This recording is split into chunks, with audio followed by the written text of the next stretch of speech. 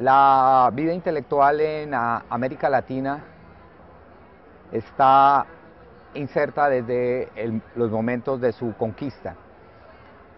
Sin duda hubo letrados en la época barroca e ilustrados, pero fue con la constitución de la República después de la independencia, en las primeras generaciones, que el intelectual está vinculado vivamente a la construcción de nuestras nacionalidades. Los nombres no solo de Bolívar, sino de Sarmiento, de Bello, de González Prada, de Montalvo, marcan el rumbo de la inteligencia americana. También entre nosotros los hermanos Samper se podría mencionar. Tal vez sea en América Latina más que en Europa, donde la vida intelectual, por lo menos en las primeras fases de su desarrollo de la vida política republicana, estuvo vinculado inmediatamente a la construcción de las instituciones públicas. Eso se debe a dos circunstancias básicas. La primera, de orden sociológico, y es el hecho de que las élites letradas eran las mismas élites políticas y había, claro, una fusión entre el hombre de letras y el hombre de acción política. Así que ministros, presidentes, autores de libros y de poesías constituían esa misma élite. Pero también había un factor de fondo de orden político y era la inestabilidad. La inestabilidad política, es decir, el caos que generó la figura del caudillo después de la independencia, determinaron la figura del intelectual como hombre crítico del poder. Así que estas dos circunstancias, la sociológica de élite y la política de inestabilidad, generan la primera fase, digamos así, del hombre, del intelectual en las primeras décadas de la independencia. Ya luego, a finales del siglo XIX, con la estabilidad institucional que se inaugura en nuestros países en 1880 por diversas circunstancias que tienen que ver con el crecimiento económico, pero también con la sedimentación de la vida pública, se da el lugar no solo de la ampliación del círculo de los letrados o hombres de letras o alfabetas, sino también que esa misma estabilidad institucional determina o posibilita la especialización. Así que ya a finales del siglo XIX y principios del XX se da o se empiezan a dar los factores esenciales para que haya una división de la vida intelectual y los hombres de letras se dedican a escribir y los hombres de acción a mandar. Así que ya un Rubén Darío o una figura como Carlos Arturo Torres pertenecen y tienen cargos diplomáticos, pero ya no son los hombres de acción característicos como el caso de un Sarmiento. Bueno, el modernismo entonces genera ese marco de acción diferenciado del hombre de letras y, claro, el lugar marginal que podríamos llamar del intelectual que encuentra, por ejemplo, en la bohemia el espacio más idóneo de su acción. Y hay, claro, una especie de sacrificio del hombre de letras frente al público de masas. La crítica a la sociedad de masas del hombre de letras, por ejemplo, se ve muy claramente en Rodó, hace parte de ese mismo proceso. Pero ya en la década de los 20 del siglo XX, cuando las ciudades y sobre todo las sociedades urbanas se masifican, aparecen necesidades emergentes. No solo tiene que ver con las luchas sociales de corte socialista, de corte anarquista, que van a generar verdadera movilización de masas, sino también el hecho de que las ciudades y sobre todo la universidad empieza a ser cuestionada y se le se le empieza a dar un lugar que no tenía en el siglo XIX. Eso se ve muy claramente en la Reforma de Córdoba. Creo que la Reforma de Córdoba de 1918 marca el nuevo rumbo de intelectualidad latinoamericana en el sentido de otorgarle o ver en la universidad una de las claves fundamentales del desarrollo social y de la institucionalización de la vida pública. Así que ya la ciencia, y sobre todo la ciencia social, por ejemplo, se ve muy claramente con Mariátegui como pionero de este proceso, marca la nueva intelectualad. Podemos tener como documentos y monumentos de la nueva intelectualidad latinoamericana Casa Grande y Senzala de Gilberto Freire, o por ejemplo el contrapunteo del tabaco y el azúcar de Fernando Ortiz. Solo estas dos obras muestran muy claramente que ya la intelectualidad de los años 30-40 se diferencia de la intelectualidad modernista. Y esto porque empieza a ver una especialización en las ciencias sociales. Las ciencias sociales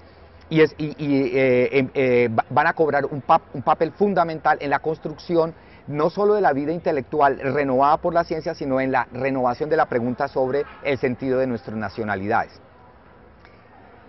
Esto se ve muy claramente también en Colombia, en las obras pioneras, todavía incipientes en alguna medida, como la de Luis Eduardo Nieto Arteta.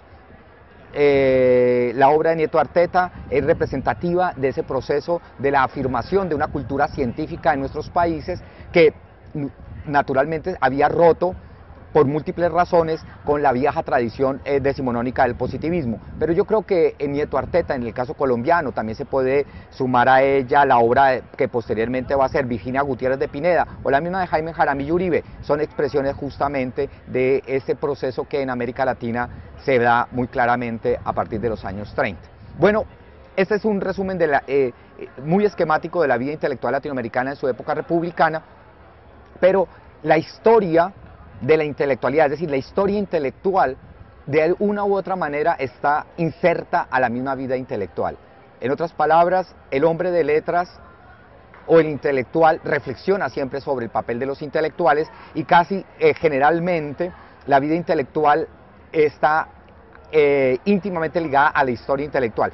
Pero creo que con el epílogo de Sarmiento, del Facundo de Sarmiento en 1845, se inaugura propiamente la historia intelectual. La historia intelectual entonces pregunta es ¿qué papel ha cumplido el intelectual en la vida pública de nuestras naciones? Y el primer resumen de esa pregunta lo hace el mismo Sarmiento al final de su Facundo, porque él pregunta, bueno, ¿cuál es el valor que ha tenido la Asociación de Mayo?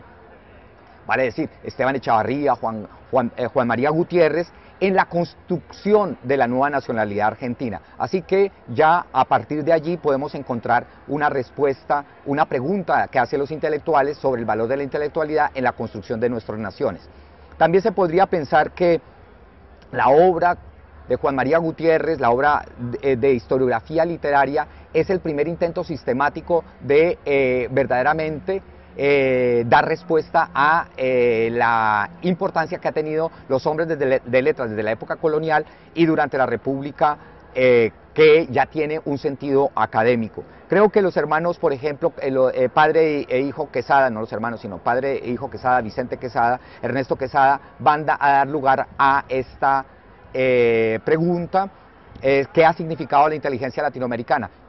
El ensayo de Alfonso Reyes, La inteligencia americana de 1936, anota aspectos fundamentales, son un esbozo de las características de la vida intelectual latinoamericana. Él dice, mire, la inteligencia americana aún todavía en el siglo XX tiene que responder a múltiples funciones. Primero, la relación entre política e intelectuales, es decir, entre letras y hombre de acción.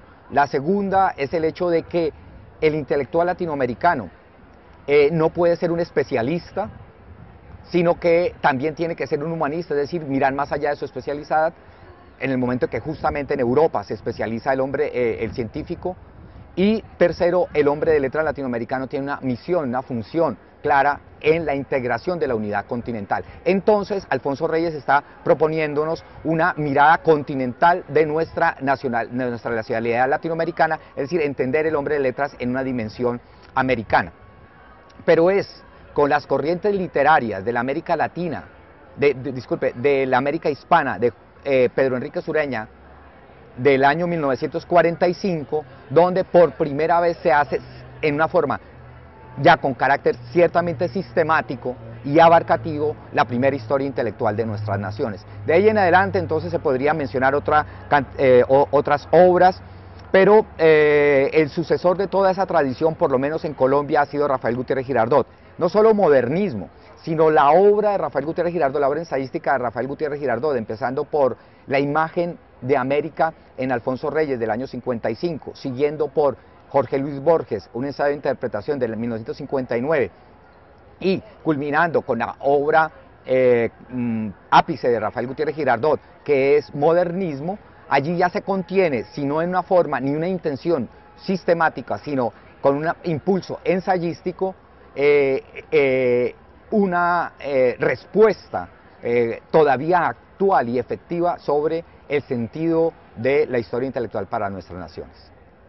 Este primer Congreso Internacional de Historia Intelectual, que va a estar precedido honorariamente por Carlos Altamirano, es una respuesta justamente para nuestras sociedades latinoamericanas, para nuestra sociedad colombiana, del sentido de la historia intelectual latinoamericana. Carlos Altamirano realizó para la editorial Katz, año 2008-2010, la primera historia sistemática de la vida intelectual latinoamericana. Conjugó una serie de cerca de 60 investigadores, pero allí no estaba Colombia. Así que nosotros lo que deseamos es justamente no solo volver a